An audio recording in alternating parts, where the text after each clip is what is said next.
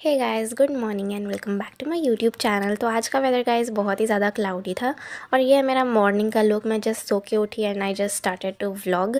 तो उसके बाद I just brushed my teeth और फिर ब्रेकफास्ट में मैंने कुछ खाया तो नहीं, बट ये मेरा बर्थडे का केक बचा कुछ था तो वो खा लिया। So guys I just took a shower और अब मैं जाने वाली हूँ ट्यूशन। यस, सुबह सुबह मतलब अभी बज रहे हैं 10 या 11 बज रहे हैं। यस, तो ये ट्यूशन ना ऐसा सुबह सुबह रोज नहीं होता यार, रोज तो स्कूल जाना होता है। ये तो आज संडे है इसलिए, वरना हमेशा मेरे जो ट्यूशन्स होते हैं इवनिंग को होते हैं। तो उसके बाद मैं ट्यूशन के लिए निकल गई थी एंड गाइस जाने से पहले मुझे कुछ जेरोक्स एक स्टेशनरी को मैंने दे रखे थे, वो लेने थे, जस्ट लेने ही थे मुझे। तो यस, 4 PDF का जेरोक्स था। एक्चुअली वो शोभित भैया के नोट्स थे, मुझे सिविक्स के नोट्स की बहुत ज़रूरत है क्योंकि उसमें कुछ कुछ की पॉइंट्स होते हैं ना, वही लर्न करने होते हैं सिविक्स के लिए। आई डोंट थिंक कि पूरी NCERT line by line read करनी होती है। तो मैं इधर जस्ट रीचेक कर रही थी कि चारों की 4 PDF है कि नहीं है।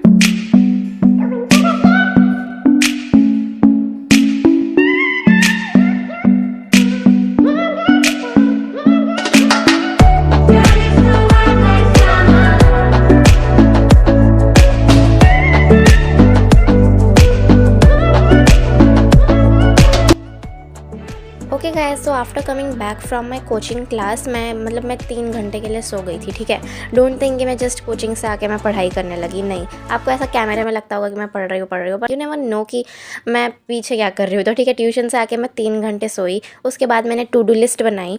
तो आप लोग देख ही सकते हो क्या क्या है टू डू लिस्ट में।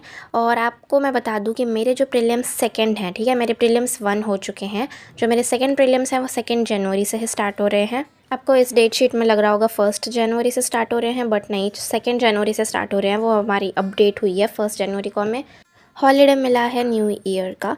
तो इधर मैंने सोचा कि स्टार्ट करते हैं हिस्ट्री से। हिस्ट्री का जो चैप्टर फर्स्ट है गाइस, वो मैं भूल चुकी हूँ। और जब ये चैप्टर मुझे समझ आया था ना, बहुत पहले जब 10th स्टार्ट हुआ था तब समझ आया था, और तब मैंने नोट्स बनाए भी नहीं थे।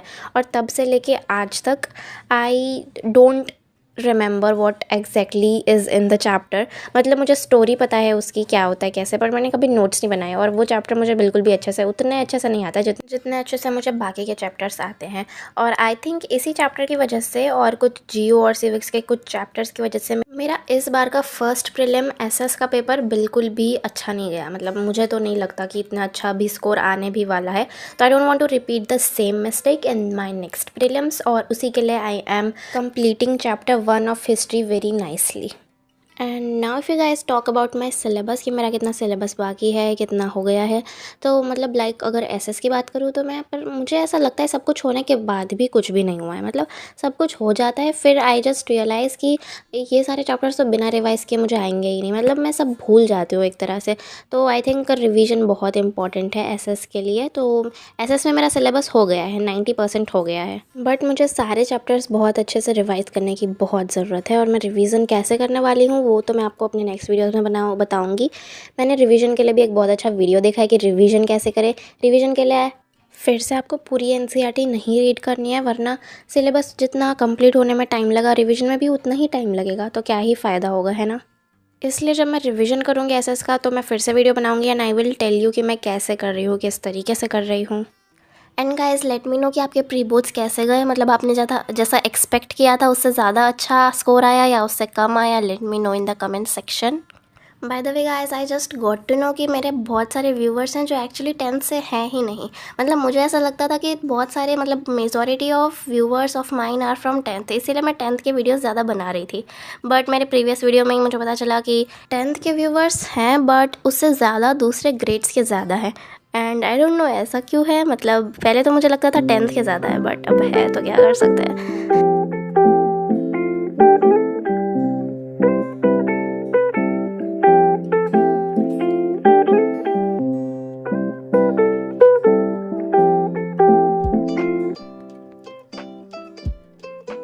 गाइस इधर फाइनली मेरा हिस्ट्री कंप्लीट हो गया था। बहुत ज़्यादा टाइम लगा था हिस्ट्री को कंप्लीट होने में, बट आई एम हैप्पी कि हो गया वो फर्स्ट चैप्टर।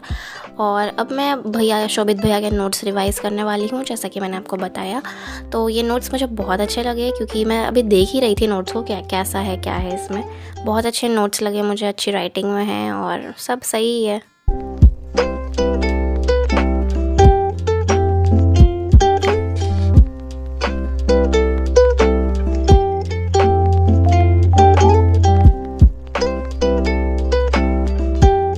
इधर मैं सबसे पहले ना जो भी सब हेडिंग्स हैं उनको मैं हाईलाइट कर रही हूँ, ताकि मुझे ऐसा कन्फ्यूजन ना हो, सारा कंजस्टेड ना लग जाए कि क्या लिखा है कैसे। तो जो सब हेडिंग्स हैं ना उनको खाली मैंने हाईलाइट किया, ताकि मुझे आइडेंटिफाई करने में ईजी पड़े कि कौन सा टॉपिक क्या है। क्योंकि ये जो नोट्स है ना कलरफुल वे में थे, अगर मैंने कलर प्रिंटिंग कराई होती तो मेरे लिए ईजी होता, क्योंकि उसमें ऑलरेडी हाईलाइटेड था।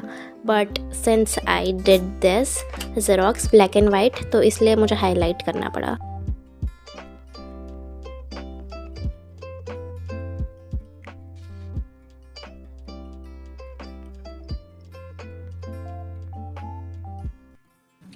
Challenges to political parties. The first challenge is lack of internal democracy within parties. The power is concentrated with one or few leaders at the top. Parties do not keep membership registers, do not hold organizational meetings, and do not conduct internal elections regularly. Ordinary members do not have sufficient information.